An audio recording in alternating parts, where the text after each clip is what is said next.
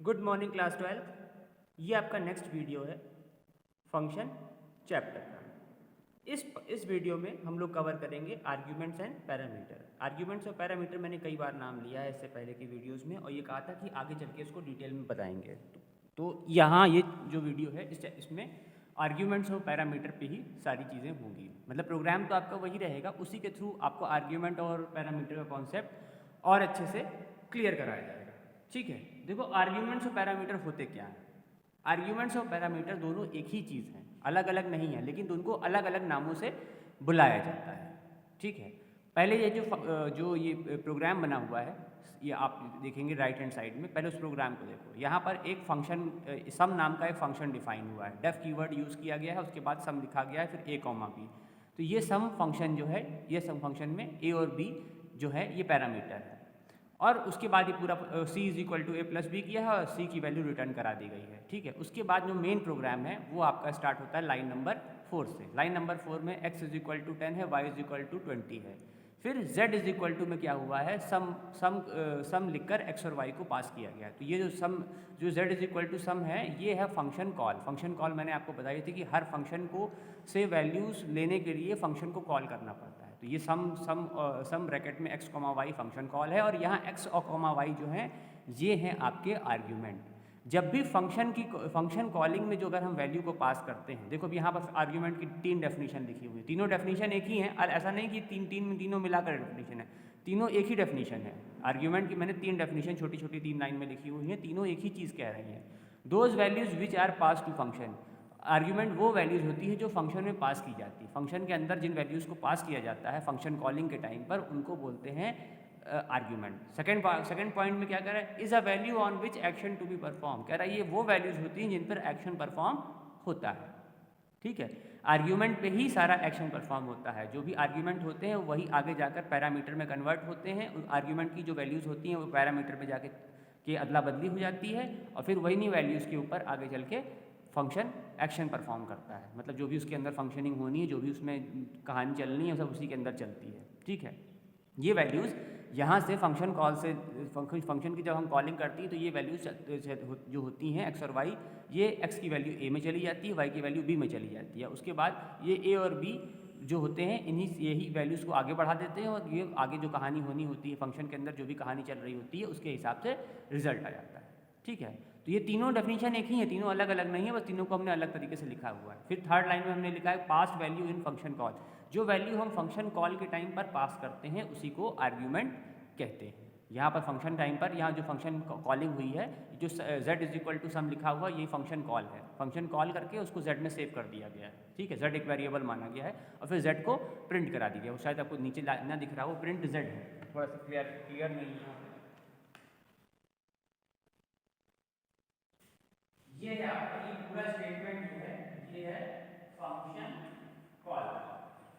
ये दोनों हैं आपके आर्ग्यूमेंट,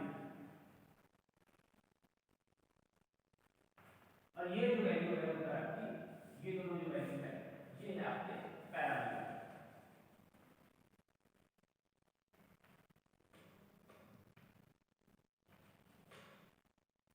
ठीक है, तो आर्ग्यूमेंट और पैरामीटर बहुत जगह पर एक ही बताया जाता है, लेकिन यहाँ है चीज़ एक ही, लेकिन नाम अलग अलग लिखा जाता है।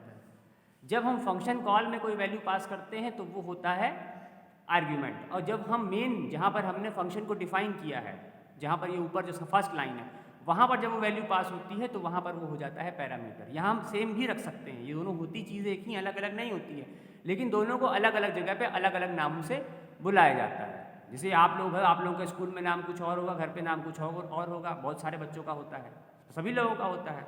ठीक है, एक होता है जो ऑफिशियल नेम होता है, एक होता है आपका निक नेम होता है।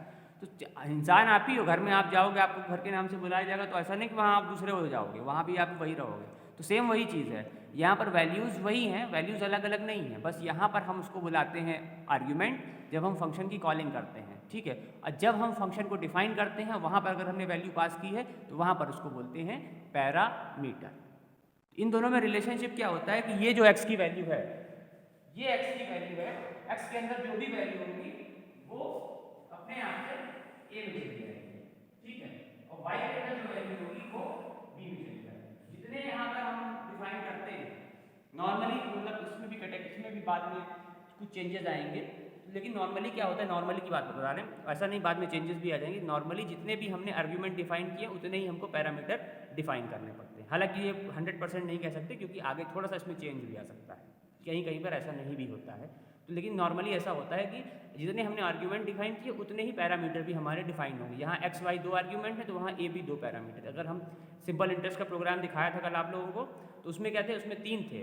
PRT सिंपल इंटरेस्ट निकालने का जो फंक्शन कॉल की थी उसमें PRT 3 आर्ग्यूमेंट थे और ABC 3 पैरामीटर थे। ठीक है, इनकी मैपिंग होती है, मतलब x की वैल्यू a में जाएगी, y की वैल्यू b में जाएगी, उसके बाद जो भी एक्शन परफॉर्म होना होगा वो परफॉर्म होगा और वैल्यू उनको मिल जाएगी। दूसरी चीज़, हम डायरेक्टली भी कर सकते हैं इसको, ऐसा नहीं है। हम अगर हम इसको ऐसे भी कर सकते हैं कि यहाँ पर हम इसमें एक चीज़ ये भी हो सकती है, यही x यहाँ पर अगर हम x और y में डिफाइन करते हैं तो भी कुछ नहीं होगा, ये ऐसे भी कर सकते हैं। यहाँ पर x y की डायरेक्ट वैल्यू पुट कर देंगे तो भी उससे कोई दिक्कत नहीं, तो भी हो जाएगा, कभी भी हो सकता है। ये भी गलत नहीं है, ऐसा नहीं कि दोनों अलग अलग वेरिएबल। नॉर्मली ऐसा हम लोग नहीं करते, नॉर्मली हम अलग अलग वेरिएबल लेते हैं। जब आर्ग्यूमेंट डिफाइन करते हैं तो वहाँ वेरिएबल दूसरे लेते हैं, और जब पैरामीटर डिफाइन करते हैं तो दूसरे। लेकिन दोनों एक भी रख सकते हैं, मतलब ये पॉसिबिलिटी है कि हम दोनों जगह एक ही एक्स वाई यहाँ पर, जब एक्स वाई यहाँ पर है फंक्शन कॉल में जब है, ये जो 6 लाइन में जब आएगा 1 2 3 लाइनिंग लाइन्स की डिफाइन करते हैं तो ज़्यादा इजी हो जाएगा। Line number 1, line number 2, line number 3, line number 4 5 6 7। जब लाइन नंबर 6 में है एक्स वाई की वैल्यू पास करेगी तो यहाँ पर वो आर्ग्यूमेंट है, और जब लाइन नंबर 1 में एक्स वाई की वैल्यू चली जाएगी तो वो बन जाएगा पैरामीटर। दोनों को सेम भी रख सकते हैं, सेम नेम से भी रख सकते हैं, उससे भी प्रोग्राम गलत नहीं होता है, लेकिन नॉर्मली रखा नहीं जाता क्योंकि उससे बच्चे कंफ्यूज हो जाते हैं। आप लोगों के समझ में नहीं आएगा, आप कंफ्यूज हो जाओगे ये दोनों एक कैसे रख दिया, इसलिए नहीं रखा जाता। जो भी टीचर बताएगा वो आपको अलग अलग बताएगा, लेकिन दोनों को एक रखा जा सकता है। ये पॉसिबिलिटी होती है कि हम दोनों को एक जैसा रख सकते हैं। जो हमने आर्ग्यूमेंट यूज़ किया उसको सेम वही पैरामीटर भी हमने यूज़ कर लिया उसी नाम से, तो उसको रखने से कोई दिक्कत नहीं होगी। वो एक्स की वैल्यू जो यहाँ है वही एक्स की वैल्यू आगे चली जाएगी। लेकिन इसे इसलिए नहीं रखते हैं क्योंकि उससे कन्फ्यूजन हो जाएगा, आप समझ नहीं पाओगे यहाँ पर क्या हो रहा है, तो बस इसलिए इसको नहीं रखा जाता है। पैरामीटर को हमने एक लाइन में डिफाइन कर दिया, क्योंकि पैरामीटर की कोई ऐसी डेफिनेशन नहीं है। जो आर्ग्यूमेंट है वही पैरामीटर है, बस दोनों का नाम अलग अलग है। दोनों चीज़ एक ही है, दोनों पर्सनैलिटी एक ही है, बस वहाँ नेमिंग अलग हो जाती है। इसीलिए आर्ग्यूमेंट को हमने सिर्फ ये दिखाई है, is a value that mapped with argument. कह रहे ऐसी वैल्यू जिनका आर्ग्यूमेंट साथ मैपिंग होती है मतलब मिलान। जैसे तो मैच द फॉलोइंग आपने देखा होगा, मैच द फॉलोइंग में क्या होता है, मिलाते हैं, उसी को मैपिंग कहते हैं। भाई मैच द फॉलोइंग में एक कॉलम होता है, एक बी कॉलम होता है। ए कॉलम में चीज़ें सही से लिखी होती है, बी कॉलम में जम्बल्ड फॉर्म में लिखी होती है। हमको ए कॉलम वाले को बी वाले से लाइन से मिलाना होता है, उसी को मैपिंग कहते हैं। मैपिंग कुछ और नहीं है, वही चीज़ मैपिंग है। अगर आप मैपिंग से कंफ्यूज हो रहे हो मैपिंग वर्ड से, तो मैपिंग का कुछ मतलब नहीं है। जो ए कॉलम में लिखा है उसको हम बी कॉलम वाले में से जिसका जो ऑप्शन होगा उससे मिला देंगे, उसी को मैपिंग बोलेंगे। तो सेम वही चीज़ यहाँ होती है। यहाँ आर्ग्यूमेंट के अंदर जो वैल्यूज़ है उसकी मैपिंग होती है पैरामीटर के अंदर जो वेरिएबल है। एक्स की वैल्यू ए में जाएगी, वाई की वैल्यू बी में जाएगी। बार बार वही लाइन में रिपीट कर रहा हूँ क्योंकि वही लाइन इसका मतलब ही है। इसमें बहुत बार बच्चे कंफ्यूज हो जाते हैं, इसीलिए इसको फिर से अलग से बताना पड़ रहा है, वरना इसमें है ये कुछ नहीं। सीधे से याद रखो, फंक्शन की कॉल पता होनी चाहिए और फंक्शन डेफिनेशन पता होनी चाहिए। फंक्शन डेफिनेशन कहाँ से स्टार्ट हो रही है, फंक्शन को डिफाइन कहाँ से। फंक्शन कॉल के टाइम पर जो वैल्यूज़ पास होती हैं वो है आर्ग्यूमेंट, और फंक्शन डेफिनेशन में जो वैल्यूज़ पास हो रही हैं वो है पैरामीटर। वो सेम भी होंगी तभी भी वो आर्ग्यूमेंट और पैरामीटर ही रहेंगी। अगर वैल्यूज़ वेरिएबल भी सेम है, वैल्यूज़ भी सेम है, तो भी वैल्यूज़ तो सेम होती ही हैं। अगर वेरिएबल भी हमने सेम ले लिया तभी भी वहाँ पर उसको आर्ग्यूमेंट का पैरामीटर कहेंगे फर्स्ट लाइन में, या जहाँ पर भी हमने फंक्शन को डिफाइन किया है। और अगर हमने जहाँ पर कॉलिंग हो रही है वहाँ पर उसको बोलेंगे आर्ग्यूमेंट। जहाँ पर वो फंक्शन की डेफिनेशन लिखी जाइए है वहाँ पर बोलेंगे पैरामीटर। ठीक है, फंक्शन डेफिनेशन के टाइम पे जहाँ पर डेफ कीवर्ड यूज़ करके हमने फंक्शन का नाम दिया हुआ है, वहाँ पर जब भी वो वैल्यू डाली जाएंगी वो पैरामीटर ही कहलाएंगी, और जब भी हम उसको कॉल करेंगे फंक्शन को तो वो हो जाएगा आर्ग्यूमेंट। मैंने प्रैक्टिकल वीडियो में भी दिखाया था कि बिना फंक्शन को कॉल किए फंक्शन रन नहीं होता होगा, शायद आप लोगों को समझ में आ गया हो। अगर आपने देखा है तो ये मतलब अगर सीक्वेंसिंग में आप वीडियो देखोगे तभी आपको क्लियर होगा कि क्या कहना चाह रहे हैं। तो जब भी अगर आप लोग लेट में भी देखते हो तो आप एक सीक्वेंस में वीडियो देखो। जिस सीक्वेंस में मैंने वीडियोस डाले हैं उसी सीक्वेंस में आप देखिए। अगर हमने एक क्लास वीडियो के बाद एक प्रैक्टिकल वीडियो डाला है तो प्रैक्टिकल वीडियो को पहले देखें, क्योंकि वो कहीं ना कहीं इंटरलिंक्ड होगा अगली क्लास से या पिछली क्लास से।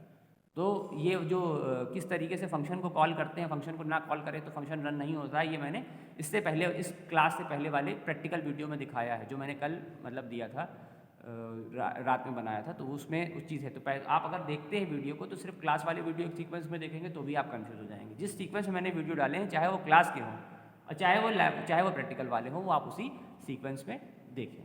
ठीक है।